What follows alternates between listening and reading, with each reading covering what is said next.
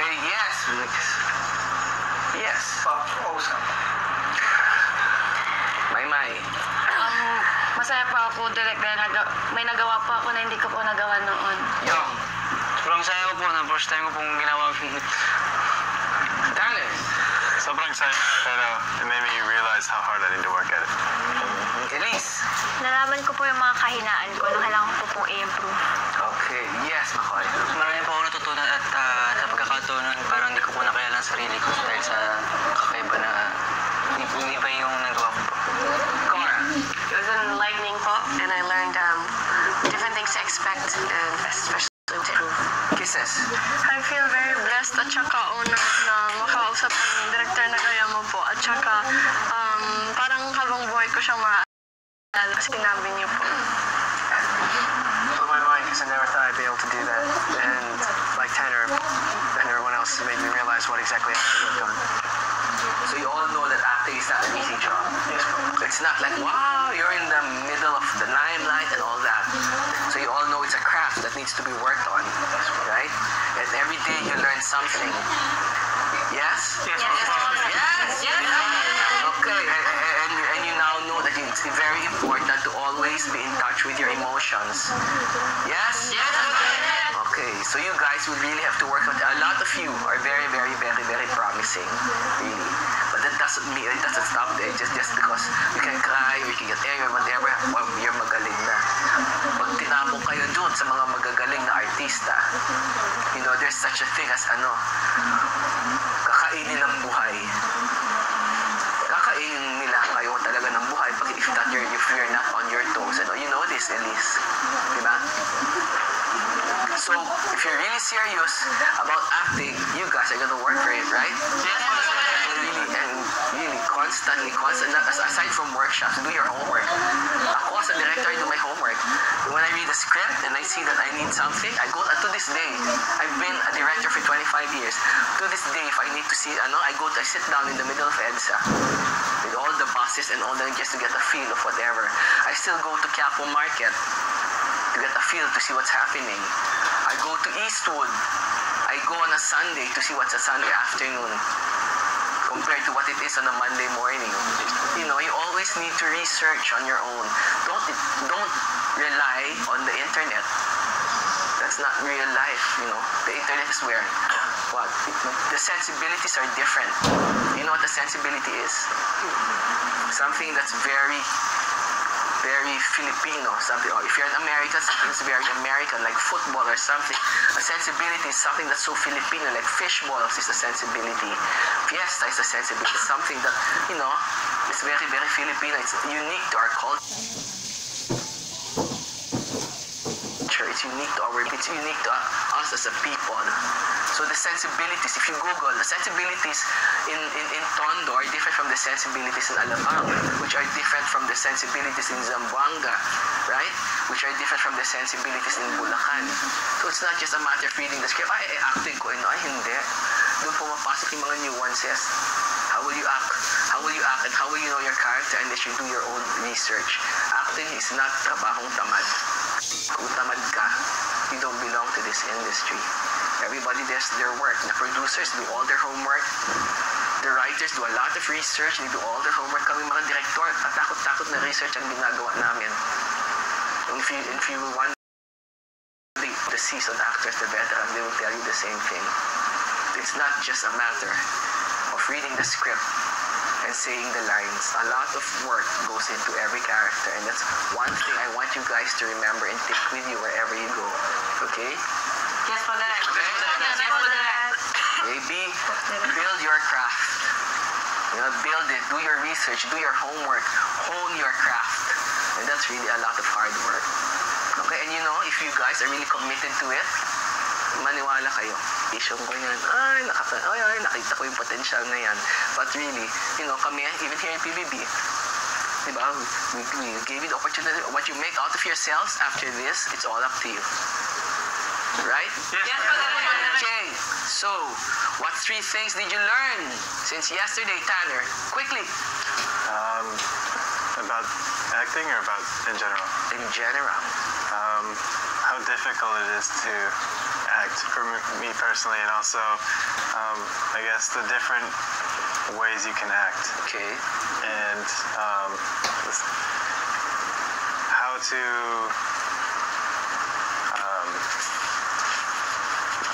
I guess the different emotions and all the things you can do with subtlety and the range of things. Akoy. Yung different levels po ng ano po, ng emotion po. Tsaka po, napaka-importante po na mata pagdating po sa acting po. Tsaka magkaroon ng freedoms pagdating po sa acting, parang mag-loosen up pagdating po sa katawan. Okay, Maymay. Being the character po at saka paano po papalit-palit yung mga emosyon na talagang dapat totoo talaga, hindi yung fake lang. At ang pangatlo naman po kung paano yung gagamitin yung puso. Dahil doon po nanggagaling lahat po ng emosyon. Okay, Mix. Yung sa boses po, hindi dapat palaging lakas. Kahit mahina yan, kahit hindi ka nagsasalita, basta nasa mata at sa pagsasabi ng line, mararamdaman na yung pag-arte po. Kisses. Natutunan ko po na first thing is na wag mahiya pag nag-acting. You just have to remember what you learned at saka believe in what you learned. At saka sa pangalawa, yung natutunan ko po about sa acting, kailangan ikaw po yung magiging character, hindi mo siya ipoportray. Iisipin mo kung ano nararamdaman ng character mo at saka yun yung magiging ikaw yun. And then, pangatlo po, yung pinaka-na-importante talaga na natutunan ko is na you need to figure out kung ano yung gusto mong gawin and mag-focus ka doon sa gusto mong gawin. Kasi kung ma-figure out mo na kung ano yung gusto mo talaga, doon ka mag-excel and ilalagay mo lahat ng effort mo doon at saka malayo yung mararating mo pag magtsatsaga ka lang. Okay, Edward. I learned first of all about what things could be like if I was to continue in show business or in acting. I learned that being sad doesn't necessarily mean crying. Being angry doesn't mean necessarily shouting. Like the different levels. And just, I learned today that I never thought I could do things like that. I thought I'd have to learn a lot more before I could do things like that. So, I had it in me this time. So, I learned I could do it. Okay, Ginny. I learned that I had to lose myself and be one with the character. Try to learn how to put the experiences into my acting and to see every detail. Cara. Natutunan ko po to read the script with my heart, not with my mind. And also with your mind, but more with your heart, yeah. You have to understand, yeah. And pwede ako mag-communicate with my eyes just as much as anything else at levels. Very, very important. And learning never stops. Yum. Marami pa akong natutunan acting po kasi first time mo din po mag-acting na lahat po na dapat po yung damdamin mo po yung script, hindi lang po sa utak. Dapat nasa heart din, isipin mo din yung kung ano po yung script na ibibigay po sa'yo. Dapat doon ka lang po talaga focus. Tsaka kung tanapin ko din po na dapat po kung ano mo yan yung script, sisigaw ba or iiyak naman o ano po. Marami pa akong natutunan sa inyo po. Natutunan ko po na mas importante yung emosyon sa likod ng mga linya na sinasabi o binibitawan ng isang aktor po. Pangalawa po, yung iba't ibang emosyon. Pag naiiba mo yung emosyon mo, kailangan pati yung mata mo sumasabay sa pag-iba ng mga actions mo, mga nuances mo. Pangatlo po,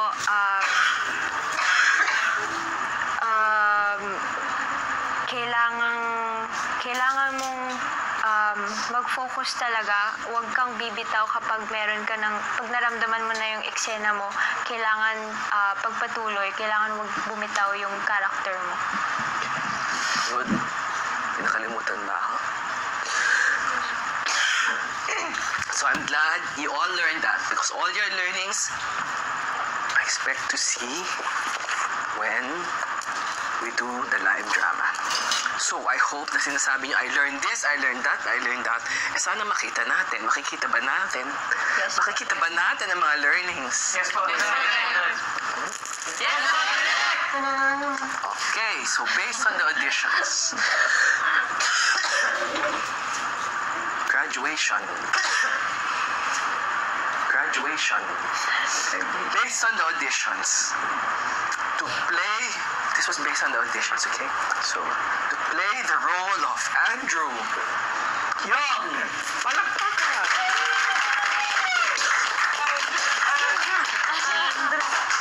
Congratulations, Young! To play the role of Amanda, Jimmy! Okay, congratulations, Jimmy! To play the role of Mike, congratulations, Tanner! To play the role of BJ, Nico!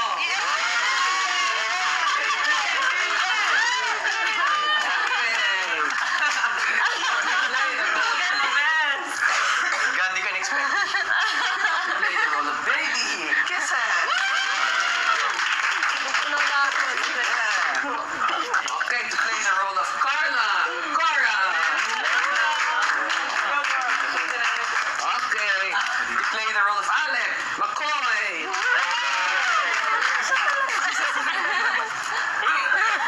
Okay, to play the role of Kim, Elise!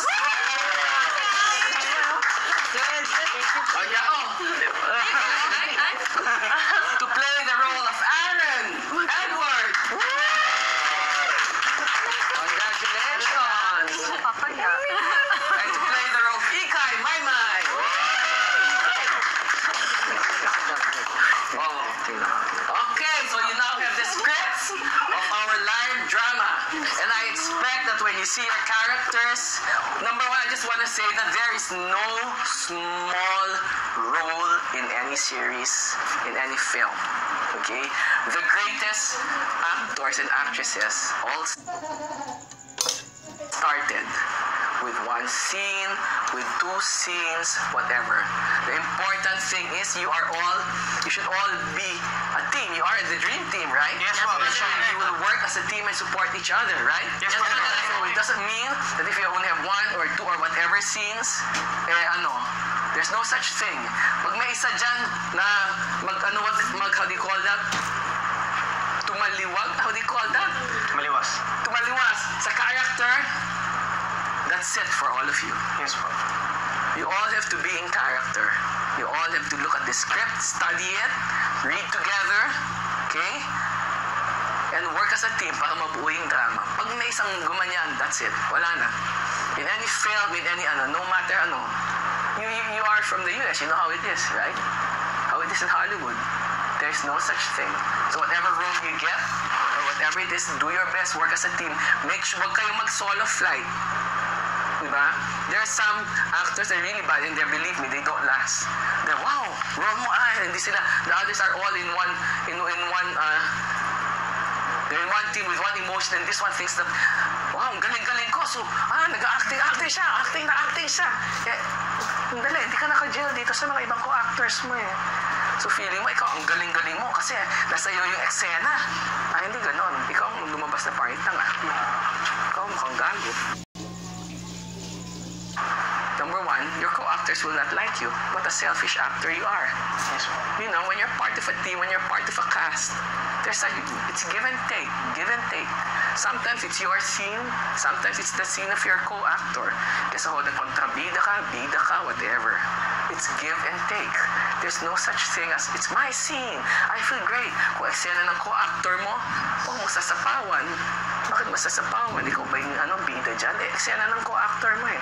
You understand what I'm saying? Yes, ma'am. Yes, Correct. Okay? So work as a team. This is our script. So, your task is to read it. See you tomorrow. Yes, po. And I expect that when I come, memorize nyo na ang buong script. Okay? Yes, Memorize nyo na. How you're gonna do it, bahala kayo.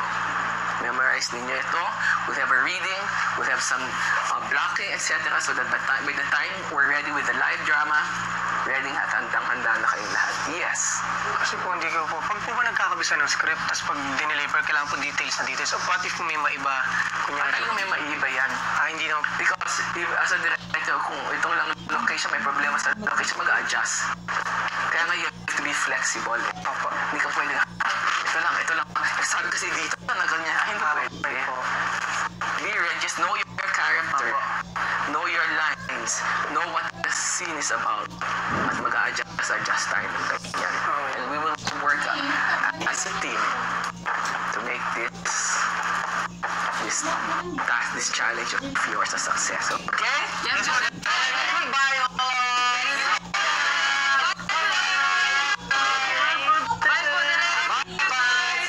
Memorize nyo na, ha? Yes, okay, bye-bye. Direk, gusto niya pa ng tubig? Ay, hindi. Ito na. Oh, saan kayo pupunta? Okay, thank you. Direk, Yes. baka po kayo gusto niyong bigyan ng pag-isipan na po yung pag-apply ko. Wala naman po masama kung madagdagan ng production assistant. Tulong po. Wala naman pong masama, Direk. Wala naman po akong susweldo. Wala naman po kayong kailangang ibigay po sa akin. Una po, Direk, kasi sa task ko po, kailangan ko po. Pangalawa po, Direk, experience din po sa akin, challenge po. Na kailangan ko umate, kailangan ko din sa inyo. May task po ako na humingi po ako ng pabor kay Kuya. Ito po yung kapatid. See you tomorrow. Direk, Ano? sana po pag-isipan niyo po. Na ano? Ano yun? Sana po pag-isipan niyo po. Why do you want to ano? Baka makagulong ka lang eh. Hindi po, Direk. Yun po ang ipapromise ko po sa inyo. Hindi po makakagulo, hindi po makakasira. Why do you want to be?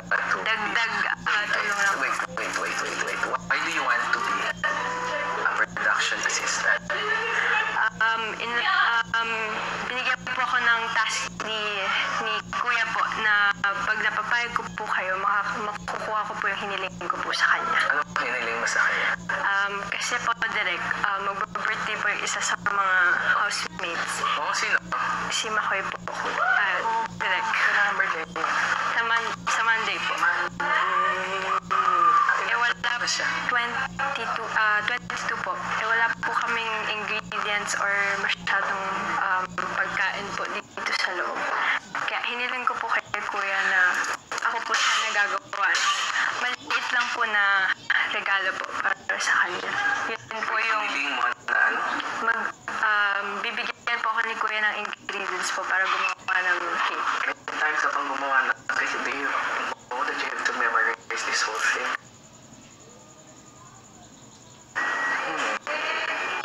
Hindi po ako makakagulo, Direk. Makakagulo ka eh. Hindi po ako makakagulo. Pag lang po may kailangan kayong, lalo na po sa house,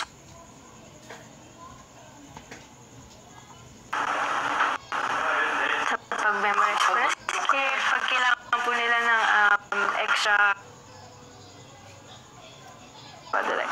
Pagdating ko dito, from sequence 1 to the last scene, memorize na ninyo Papa, lahat. Direk. Tomorrow po. Okay? Salamat po, Direk. Talaga? Salamat po. You're sure, ha? Yes po, Direk. Kaya po. Memorize nila. Apo, Direk. Okay. Ingat po. If you want. Salamat po.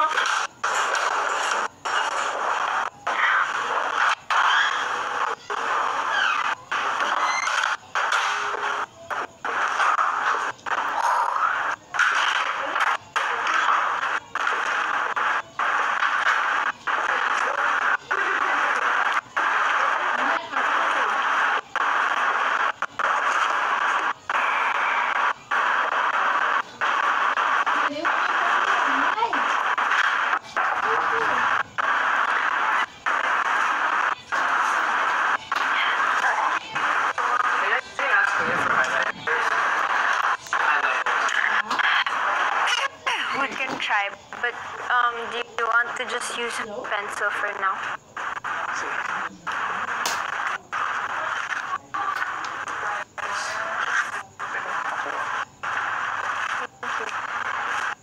Tapos na kayo mag-empake? Patapos.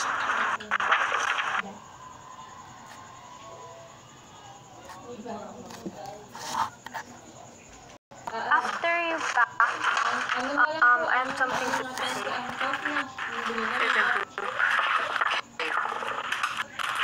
Make me scared. I'm scared too. Don't be scared.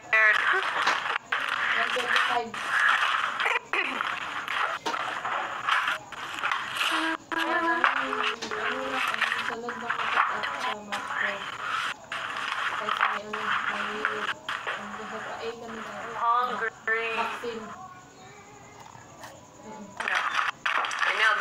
Honestly, it takes me longer to decide what I'm gonna wear than to get evicted than